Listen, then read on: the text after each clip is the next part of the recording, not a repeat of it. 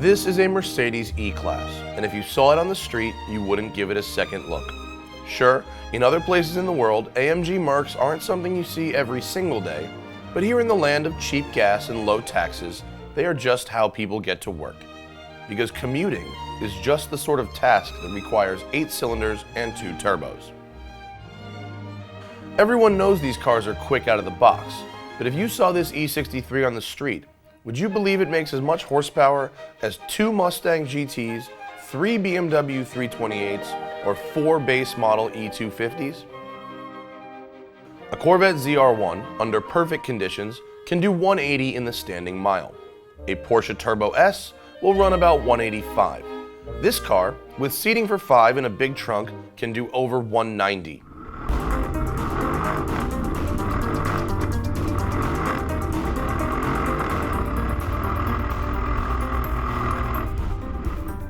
When you think about driving in Southern California, you're not thinking about Orange County. You're thinking about Malibu. You're thinking about the canyons. You're thinking about where car culture happens. Orange County is terrible.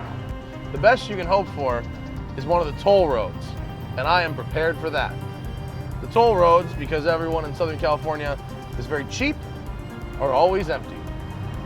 And I'm driving the Weistec E63.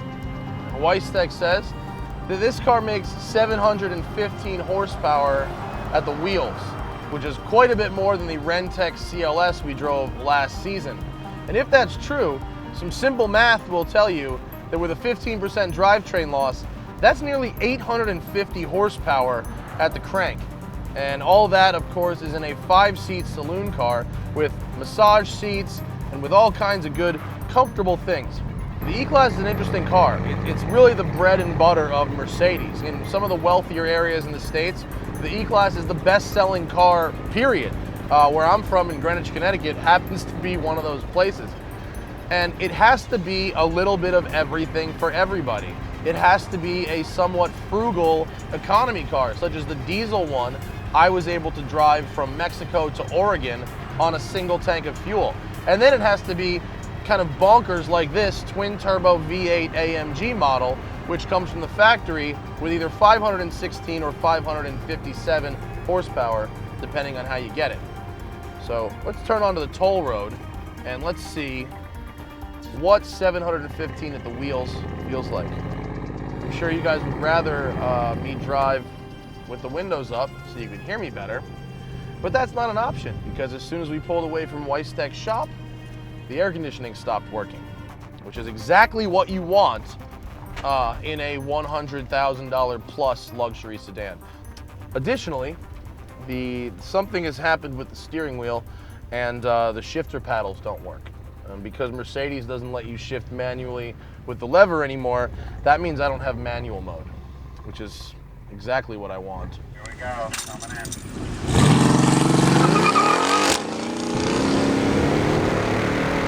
Well, no burnout, but oh, there. Okay. The giggle meter, however, is working just fine, perfectly calibrated, and this thing is making every bit of 715 horsepower at the wheels.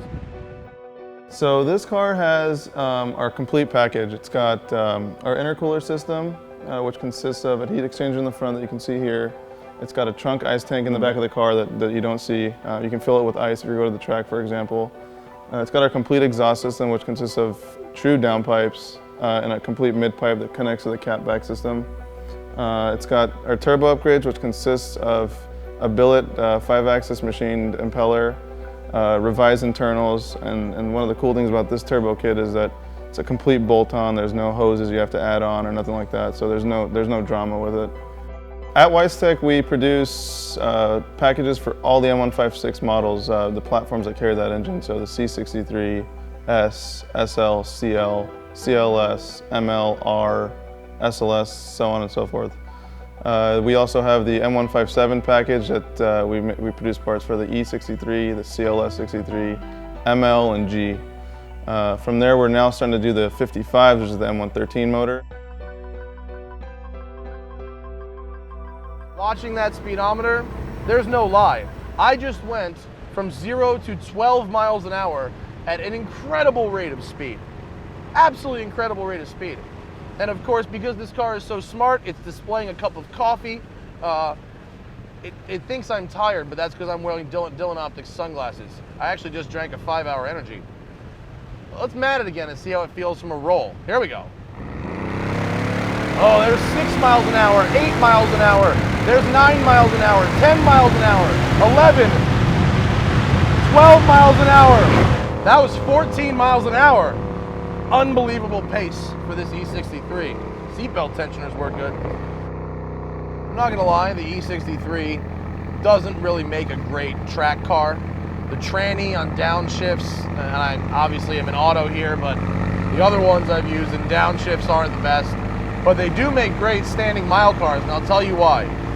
Huge horsepower, limited slip diff, really quick upshifts actually, especially with Weistec software. And the E-Class actually has one of the lowest drag coefficients of any car on the market today. It's only a 0.26. That's part of the reason I was able to go 800 miles in a diesel one. Part of the reason it makes a great standing mile drag car. High speed acceleration, crazy in cars like this. We like modifying a big V8.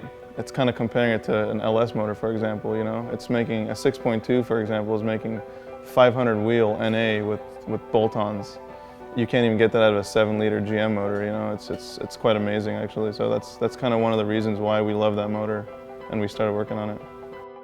One of the things with these cars is that if you drive them factory stock or if you drive them tuned, you notice they run out up top. That's one of the characteristics of this engine, because the turbos are just so small. It kind of chokes up top. This car pulls all the way to red line, and even with 4 people in the car, you're going to feel, you know, your spine just kind of crush in the back seat because it's making so much torque. This car puts down 715 on pump gas. That's 91 octane in California, and it puts down almost 800 foot-pound of torque at the wheels. But if you turn the traction control off or put it on sport, this thing makes so much torque that it just starts getting sideways first, second, sometimes even third.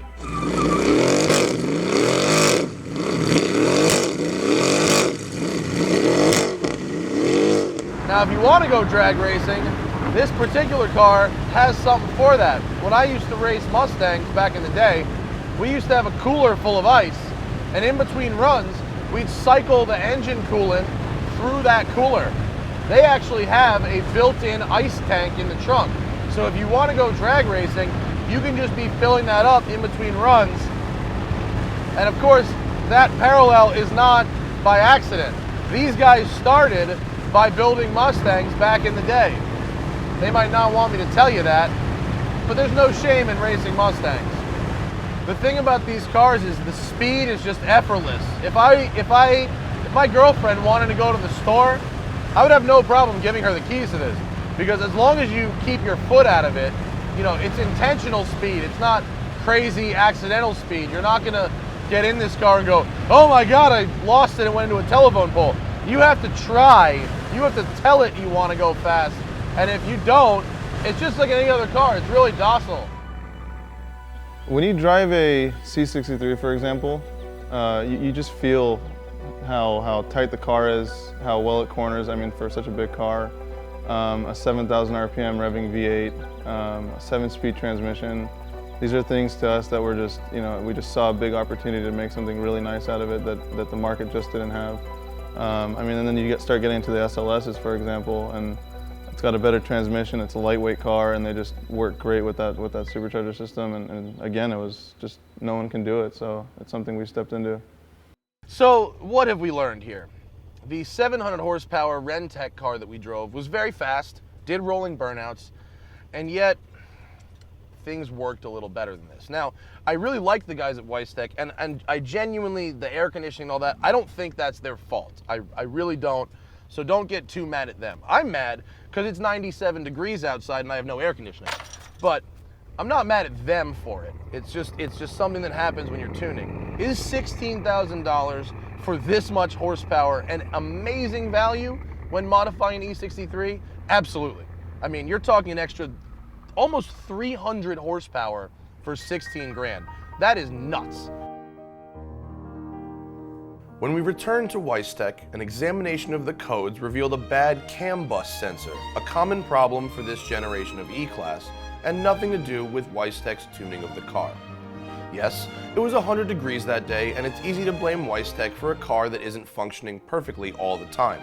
But these are very complex vehicles with thousands of small parts that can fail. Besides, you can't stay mad at a broken air conditioner for too long when you're out on the highway doing this.